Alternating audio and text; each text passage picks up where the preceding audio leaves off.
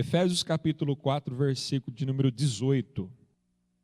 Obscurecidos de entendimento, alheios à vida de Deus por causa da ignorância em que vivem, pela dureza do seu coração. Querido Deus, amado Pai, nós damos graças ao Senhor porque o Senhor nos libertou em Cristo Jesus. O Senhor nos deu um novo coração. O Senhor nos deu uma mente para compreender. E o Senhor fala conosco a fim de que nós possamos ouvir e entender. Que nessa noite, Pai amado, o Senhor ministre ao nosso coração. Ó Pai amado, que toda a Tua palavra, ela possa gerar vida em nós. Que nós possamos experimentar da Tua palavra. Que nós possamos tê-la como o foco, a base para a nossa vida diária na face desta terra. Fala ao nosso coração. Essa é a nossa oração em Cristo Jesus. Amém. O apóstolo Paulo, ele passa a falar aqui nesse versículo 18, sobre o que levou os gentios a correrem a passos largos ao buraco, ao pecado, ao abismo. E essas 4 palavras aqui que nós queremos destacar, elas estão aqui no versículo 18, que a primeira é obscurecidos, a segunda alheios, a terceira ignorância e por último e quarto a dureza. Por causa da vaidade, nós vimos no culto passado e no versículo anterior, versículo 17, a vaidade que é uma espécie, irmão, de entorpecimento. Vaidade é uma espécie de embriaguez. Pessoas que estão vivendo na vaidade das suas vidas, elas procuram a vaidade para preencher um vazio que está no seu coração, um vazio que está na sua alma. Por causa da vaidade, por causa de amar a si mesmo, por causa de querer ser visto, querer ser reconhecido, querer ser aplaudido, querer ser visto por todos os olhos. A vaidade, então, ela é um veneno, ela é uma droga. E a mente daqueles que são vaidosos, elas também ficam entorpecidas, fora da realidade espiritual. E por isso não podem compreender as verdades do Espírito. A vaidade tira o foco de Deus e coloca o foco em si mesmo. A atenção não é mais dada ao Criador, mas agora sim à criatura. O objeto do idólatra, muitas das vezes, não é simplesmente um outro Deus, mas o objeto de adoração do idólatra é ele mesmo. É o seu próprio ventre, a Bíblia diz. O Deus deles é o seu ventre. A vaidade entorpece tanto o homem que o tira da realidade espiritual, do perigo do pecado, da separação eterna de Deus, do inferno, da condenação, do juízo. Então as pessoas vão vivendo na vaidade, na ilusão desse mundo, sem ter consciência de que a sua eternidade corre um sério risco, que ela precisa de um Salvador. Muitas pessoas estão vivendo perdidas, mas não se dão conta disso, porque elas têm dinheiro, porque elas estão usando a droga, porque elas estão experimentando sexo, porque elas estão experimentando todas as coisas que dão prazer, que tiram aquele sentimento de sofrimento e de dor e colocam elas num patamar de prazer, mas um patamar falso, ilusório, que embriaga, que entorpece. E nós podemos afirmar que todo homem sem Deus vive nessa situação de angústia, desesperado, sem Deus no mundo, como diz o texto, sem compreender as coisas espirituais. E muitas das vezes, quando as palavras espirituais vêm aos seus ouvidos, eles se recusam a ouvir, porque a embriaguez é melhor do que a realidade. O mundo virtual é melhor do que a realidade. Estar no mundo virtual é mais fácil do que encarar a minha vida do dia a dia. Os problemas do casamento, os problemas diários de relacionamento, a criação dos filhos, o trabalho, o patrão, as coisas. Então é mais fácil buscar estar embriagado do que encontrar com a realidade. A palavra do Senhor em 1 Coríntios diz, capítulo de número 2, versículo 14, fala assim, o homem natural, ele não aceita as coisas do Espírito de Deus, porque eles são loucura. Olha que interessante, irmão. As pessoas acreditam na loucura da embriaguez, ao invés de acreditar na verdade de Deus. E dizem que a verdade de Deus é loucura. Você percebe a inversão? Muitas pessoas gostam de viver na falsidade, na ilusão. Não conseguem encarar a realidade. E quem não é espiritual não aceita porque para ele o seu mundo virtual é melhor. O que ele concebeu, o que ele construiu, o que ele criou a partir das suas próprias percepções, e muitas delas estimuladas por Satanás, pelos demônios, aquele mundinho está muito bem equilibrado, está muito bem estruturado na cabeça dela. Então, fora disso é loucura. E continua dizendo o texto aqui, ó, e não podem entendê-las, porque elas se discernem espiritualmente. Se eles estão vivendo no mundo virtual, eles não podem compreender as coisas espirituais, a realidade das coisas espirituais. Outro texto para nós lermos é Romanos, capítulo 1, versículo 21. Porquanto, tendo conhecimento de Deus, não o glorificaram como Deus, nem lhe deram graças, antes se tornaram nulos em seus próprios raciocínios. Aqui a palavra aparece mais uma vez, obscurecendo-se-lhes o coração insensato. Então, a escuridão, as trevas penetrou no coração e eles não glorificaram a Deus, mesmo quando Deus se revelou a eles. Mesmo quando Deus havia se manifestado a eles, eles não aceitavam. Quando o homem lhe troca o conhecimento aqui e o relacionamento com o único e o verdadeiro Deus, ele está fadado a viver na escuridão, ele está fadado a viver em trevas. Deus, ele quer se revelar a nós, e perceba que o Deus invisível, ele se manifestou. O Deus invisível se manifestou, mas o que aconteceu? Os judeus, aqueles que eram seus, rejeitaram, porque eles preferiram viver nas trevas. Vamos ver esse texto lá no Evangelho de João? Evangelho de João, capítulo 1, versículo 11 e 12. Veio para o que era seu, e os seus não o receberam, mas a todos, graças a Deus pelo versículo 12, que diz assim, ó, mas a todos quantos o receberam, deu-lhes o poder de serem feitos filhos de Deus, a saber, aos que creem no seu nome. Então Jesus, ele veio. Jesus, como prometido de Deus, ele veio e habitou no meio dos homens, é o Emanuel, mas o povo preferiu viver nas trevas, o povo preferiu viver na sua ilusão. Então, para não abrir mão da sua ilusão, eles abriram mão de Jesus, eles rejeitaram a Jesus, e essa rejeição leva o homem a viver nas trevas. Jesus, como luz, ele veio ao mundo, mas se o homem rejeitar a luz, se rejeitar a Jesus, ele está fadado a uma terrível e triste escuridão. Isso torna a vida sem sentido. Viver nas trevas torna a vida inútil. Viver nas trevas torna o homem a viver uma vida sem propósito. E lembre que a carta aos Efésios trata exatamente do propósito eterno de Deus. Sem propósito, sem Jesus, sem a luz, sem o caminho e a verdade e a vida, nós jamais podemos chegar até o Pai.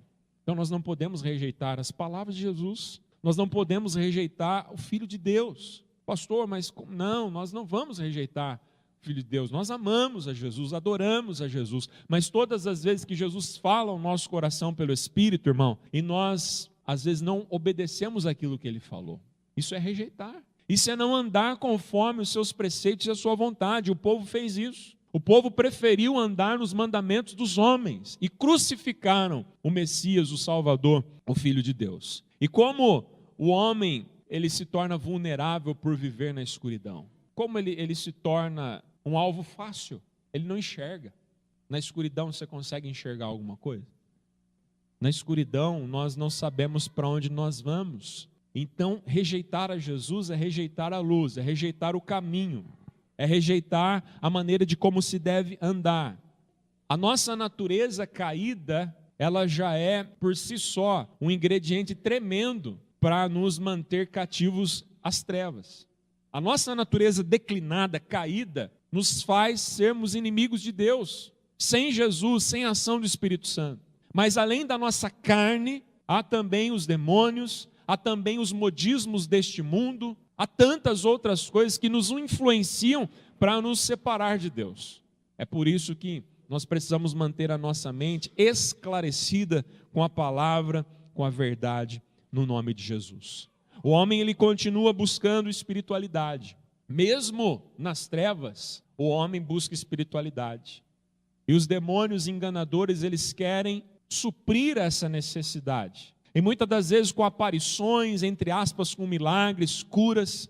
Isso é facilmente feito de engano para aqueles que não têm a Jesus. E eles enganam, eles caem em tantas armadilhas. Então o homem mesmo caído, ele busca a espiritualidade porque ele é um ser espiritual. No entanto, a nossa força, a nossa capacidade, o nosso braço forte e os nossos méritos não fazem com que nós alcancemos a Deus. Você pode perceber que toda religião, o fundamento de toda religião é você alcançar a Deus. É você se tornar melhor através da sua própria capacidade. Não há mérito em nós. Se cada dia nós estamos melhores ou mais parecidos com Cristo, eu já falei o porquê. É por causa dele. É por causa de Jesus. Porque nós entregamos a nossa vida a Ele. Não é a nossa força. Não é a nossa capacidade. Mas é a graça e o favor divino que quer novamente nos levar a Deus, quer nos levar a Ele. Então, nada das nossas obras pode fazer com que nós venhamos agradar ao Senhor. E outra coisa, o contrário, é que a religiosidade sempre coloca o homem em débito. Ele sempre está se sentindo em débito com Deus. Ele sempre tem medo de Deus. Por isso as ofertas, os sacrifícios, porque ele tem medo. Então sempre ele está procurando saciar a este Deus da sua concepção. Então isso é um tormento. Não é a liberdade que Cristo veio nos dar. Nós temos liberdade para entrar e acessar na presença do Senhor, sem precisar de nenhum ritual, simplesmente o sangue de Jesus, e pela fé nós podemos entrar na presença de Deus. E nós temos paz com Deus. Não estamos fugindo, nós não estamos com medo de Deus, porque Ele em Cristo estabeleceu paz entre nós e Ele mesmo. Paulo ele escreveu isso falando sobre a busca religiosa dos atenienses. Ele utiliza essa questão da escuridão, entre linhas aqui, ele fala sobre isso, ele dá essa ideia, esse entender. Lá em Atos, no capítulo 17, vamos ler apenas o versículo 27 de Atos 17. Para buscarem a Deus, se porventura fazendo o quê? Você sabe o que é tato? Tato é um dos 5 sentidos que nós temos. O primeiro sentido que nós temos, talvez para nós o mais importante, é a visão. Sem luz, nós não conseguimos enxergar. Nós temos a nossa audição, nós temos o olfato, o paladar, o tato. Quem está na escuridão não pode fazer uso da sua visão. A sua visão não está clara, pelo contrário. E assim estavam os atenienses, adorando milhares de deuses. Havia altar para tudo quanto é Deus, inclusive um que eles não conheciam. E o apóstolo Paulo, com a sabedoria divina, ele diz que veio falar exatamente sobre aquele Deus que eles não conheciam, que eles desconheciam.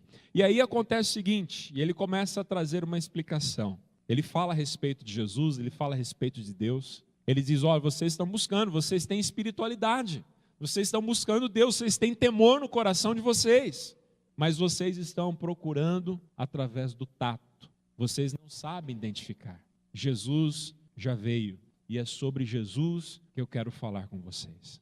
Nós não podemos buscar Jesus pelo tato, irmão, mas Ele se revela através da sua palavra. Então qual é o meio de nós conhecermos a Deus e a Jesus? Pela sua palavra. E a palavra de Deus, ela desce ao nosso coração, ela toma a nossa mente, e nós passamos a crer e a conhecer a Jesus. Quem usa o tato para achar alguma coisa, ou é cego ou está no escuro. Não consegue enxergar. Nós usamos os nossos ouvidos. E quando a palavra do Senhor vem, ela ilumina os nossos olhos espirituais, a fim de que pelo Espírito nós possamos enxergar e testificar as coisas que são do Senhor. Jó, versículo 5 do capítulo 42, fala que antes Jó conhecia apenas de ouvir falar. E já está bom, né? Conhecer de ouvir falar, glória a Deus. Mas o que ele diz? Mas agora os meus olhos te veem, eu vejo. Muitas das vezes, irmãos, o Senhor Jesus está fazendo obras do nosso lado, mas nós estamos tão preocupados com aquilo que a gente quer, que a gente não consegue ver. Deus está trabalhando e muitas das vezes nós estamos entristecidos porque nós estamos querendo ver Deus trabalhar em coisas que ainda Ele não é o tempo, ou Ele não quer trabalhar e não vai trabalhar. Então nós precisamos entender e perceber o que Deus está fazendo. Deus está nos guiando, nos dirigindo, então vamos nos alegrar naquilo que Ele está fazendo na nossa vida, amém? Vamos ver o que Deus está fazendo. Deus está realizando obras na nossa vida. Vamos ver, vamos enxergar isso, vamos testificar isso, falar glória a Deus. E o nosso coração vai se encher de alegria. Irmãos, buscar a Deus através da nossa força, ou buscar o céu através da nossa força, você já sabe no que vai dar isso, né? Você lembra da Torre de Babel, né? Você lembra lá de Gênesis. Os homens tentaram subir ao céu sem a ajuda de Deus. Eles disseram uns para os outros: vamos edificar uma torre cujo topo chegue até o céu, para que Deus não nos espalhe e o nosso nome se tornará célebre. Olha a vaidade aí. Nós seremos conhecidos. Então eles gastaram toda a sua energia, recursos e tempo na construção de uma torre. O que você está construindo, irmão? Você está construindo alguma coisa para deixar na placa seu nome reconhecido, o seu busto, a sua estatueta, seu nome reconhecido? Ou você está trabalhando para que o nome do Senhor seja reconhecido? Você está trabalhando para chegar no céu? Ou você serve a Deus porque Ele já te levou para lá? Ele já te levou novamente em Cristo nos lugares celestiais. Você está tentando alcançar, ou você faz porque já alcançou? Não por você, mas pelos méritos dele. Então aqueles homens estavam preocupados em não serem dispersos pelo mundo. O que acabou isso? Acabou numa grande confusão. Ninguém mais passou a entender a própria língua um do outro. Uma das características daqueles que rejeitam a Deus, e por isso vivem nas trevas, né, na escuridão, é a constante busca pelo prazer. Nunca nada está bom. É um apetite insaciável. Você conhece pessoas assim? Prazer eles tomam como uma forma de entorpecimento para fugir da triste e dura realidade. Então isso se torna um abismo sem fundo. As pessoas começam a buscar coisas que não vão suprir. E elas começam a gastar a sua vida em prol disso.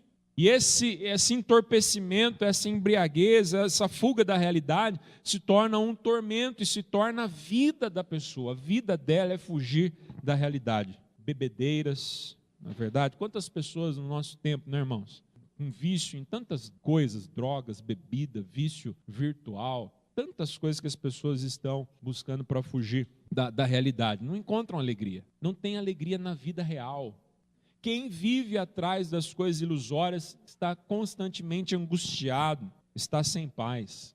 Por isso há tantas pessoas mergulhadas, como nós falamos, em drogas, depressão, doenças emocionais, porque ela não consegue aceitar e encarar a realidade da vida dela e nem mesmo buscar uma transformação em Deus para essa realidade talvez terrível. Buscam coisas materiais, constantemente iludidos, e pasmem, existem pessoas que para fugir da realidade elas buscam até mesmo a religiosidade. Ela não está buscando Deus, ela está buscando se sentir melhor. Você já ouviu pessoas dizendo assim, hoje o culto foi bom, hoje o culto foi ruim. Quem é que avalia isso? É para quem nós estamos prestando culto. E nós estamos prestando culto para Deus. É Deus que avalia. É Deus que dizia na antiga aliança, através dos profetas, quem é que foi que pediu para vocês ficarem cantarolando, fazendo sacrifícios na minha presença? Eu já estou farto disso, eu não aguento mais isso. O que eu quero é justiça, o que eu quero é misericórdia. Então o culto não estava agradando a Deus, é Ele que avalia, não somos nós. Mas a gente está sempre buscando o suprimento da nossa necessidade. Tem jovens, irmãos, conheço algumas clínicas dependentes, enquanto ele está lá na clínica, ele prega, ele canta, ele é uma bênção. Ele saiu de lá 2 dias, ele volta e cai de novo. Por quê? Porque o que ele estava procurando é uma melhora para si, ele não estava procurando Deus. Para procurar Deus em primeiro lugar e para segui-lo, o que ele disse que nós devemos fazer? Negue-se a si mesmo. Tome a sua cruz. Depois você vem e me segue. Essa era a vida do velho homem, vazio, escuridão, solidão, tristeza. como é que nós éramos, como é que era a nossa realidade, triste, mas graças a Deus que Cristo se manifestou na nossa vida. Um dia Ele veio como um feixe glorioso de luz, abriu os nossos olhos e nós começamos a buscar as coisas de Deus, instruídos pelo Espírito Santo, e isso tudo quem fez foi Ele, o seu favor, a sua graça. O evangelista João escreveu que a luz resplandece nas trevas, e as trevas não prevalecem contra ela, não prevalecem contra a luz. Quando Deus quer se manifestar na vida de alguém, a escuridão vai embora, a escuridão não pode prevalecer, e assim foi com a minha e com a sua vida, eu quero crer, amém? Hoje nós andamos na luz, nós não estamos buscando mais coisas ilusórias, nós queremos a verdade, nós queremos andar na verdade, nós buscamos a verdade é o Senhor Jesus. O homem estava perdido, completamente perdido. Jamais o homem poderia encontrar salvação de jeito algum, pois ele estava separado de Deus. Não era a sua busca que determinava, mas era a vontade de Deus de salvar o homem. E em Cristo Jesus, Deus manifestou a sua vontade de salvar o pecador, de salvar o homem que havia se afastado. Glória a Deus por isso. Ele nos alcançou. E a segunda palavra aqui, que nós destacamos, que Paulo escreveu, foi alheios. O que é estar alheio? Alheio à vida de Deus. Está indiferente, separado da vida de Deus. E quem está separado da vida de Deus está morto. Quem está separado de Deus está perdido. A Bíblia fala da segunda morte, que é a separação eterna de Deus. Então o homem estava alheio, separado, indiferente. O Senhor Jesus é a vida, o Senhor Jesus é o reencontro, o Senhor Jesus é a reconciliação. Deus não quis deixar o homem perdido e nem na morte, mas Ele morreu para nos dar da sua vida. Você pode dizer graças a Deus por isso? Nós estávamos perdidos, alheios, vagando, mas o Senhor nos trouxe para perto de si em Cristo Jesus. Terceira palavra, ignorância. Como é que alguém pode ser ignorante? Apenas de duas maneiras. Ignorante na questão aqui da salvação, só pode ser ignorante aquele que nunca ouviu o Evangelho, ou aquele que ouviu e rejeitou. E os efésios e todos os habitantes da Ásia, irmãos, eles estavam sendo alvos de uma evangelização maciça. A igreja estava crescendo de uma maneira extraordinária. Então os efésios conheciam muito bem a palavra. A Bíblia diz que o apóstolo Paulo ele permaneceu por 3 anos ensinando dia a dia. Todos os dias ele ensinava o evangelho durante 3 anos. Foi um seminário intensivo da palavra de Deus. Ele ensinou. Então os efésios não eram ignorantes pela falta de conhecimento. E todos os da Ásia, todas as igrejas que Paulo escreveu, as cartas endereçadas eram igrejas da Ásia, quase todas elas. Eles também não eram ignorantes pela falta de nunca ter ouvido, mas se havia ignorância era devido à rejeição. Quantas pessoas que são ignorantes, irmãos, não porque nunca ouviram o evangelho, mas porque não obedecem ao evangelho. Se você abrir comigo um texto aqui de 2 Coríntios, capítulo 4, versículo 3 e 4. O texto diz assim, mas se o nosso evangelho ainda está encoberto, é para que os que se perdem, que está encoberto. Versículo 4, nos quais o Deus, com D minúsculo desse século, cegou o entendimento dos incrédulos, para que não lhes resplandeça a luz do evangelho da glória de Cristo, o qual é a imagem de Deus. Então esse povo continuava vivendo nas trevas, na escuridão. E essa ignorância aqui, ela vai levar à quarta e última palavra que Paulo ele usa no versículo 18, que é, então perceba, obscuro, alheio, ignorante, e o próximo é a petrificação do coração. Escute, todo ser humano, todos nós, por natureza já temos um coração duro. A palavra do Senhor diz que Ele tiraria de nós o coração de pedra e colocaria o coração de carne. Nosso coração é duro, mas o Senhor é aquele que vem, fala pelo Espírito, e aqueles que dão crédito e ouvem, têm uma mudança de coração. Então quem vive nas trevas, quem está alheio a Deus, quem ouviu e rejeitou, se torna agora ignorante. O ignorante, todo ignorante, ele tem um coração duro, endurecido. Então quem ouve, de uma forma ou de outra, quem ouve o evangelho não será a mesma pessoa, de uma forma ou de outra. Ou ele será melhor, ou ele vai ficar pior do que ele era. Porque ele sabe, mas ele não quer. O que resta para ele?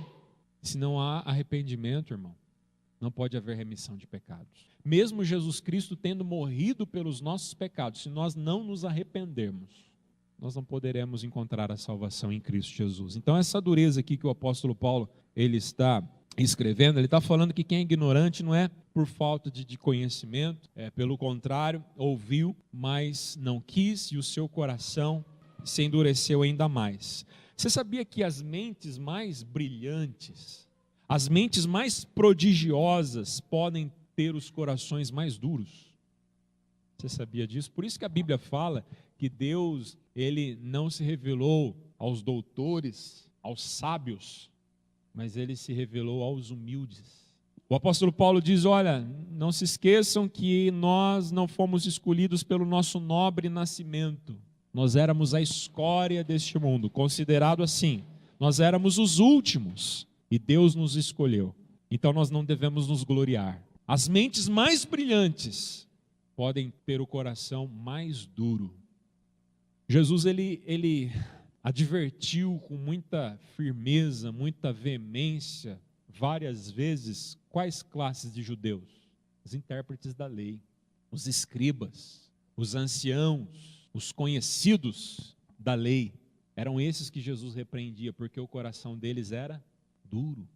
Quando perguntaram a respeito do divórcio para Jesus, olha, o Moisés, ele liberou a carta de divórcio para nós darmos para a esposa. O que o senhor diz? Aí Jesus fala, sabe por que ele liberou a carta de divórcio para vocês? Por causa da dureza do coração de vocês. Honestos, tardios em crer, duros de coração. Quantas vezes Jesus não repreendeu os fariseus, escribas, intérpretes, anciãos dessa maneira? Não adianta a gente ter a mente cheia de Bíblia, cheia da lei de Moisés e o coração vazio de compaixão, porque o que Deus quer é misericórdia. Deus não quer sacrifício, Deus quer a justiça, e nós só podemos ser justos nele. Quem é de nós que pode fazer justiça, irmão? Nós não podemos, mas em Cristo Jesus, isso é possível. Então, ter a mente cheia de Bíblia, mas o coração vazio de compaixão, de senso de justiça, de amor ao próximo, não tem valor algum. Que Deus possa habitar, irmãos, não somente a nossa mente, mas principalmente o nosso coração.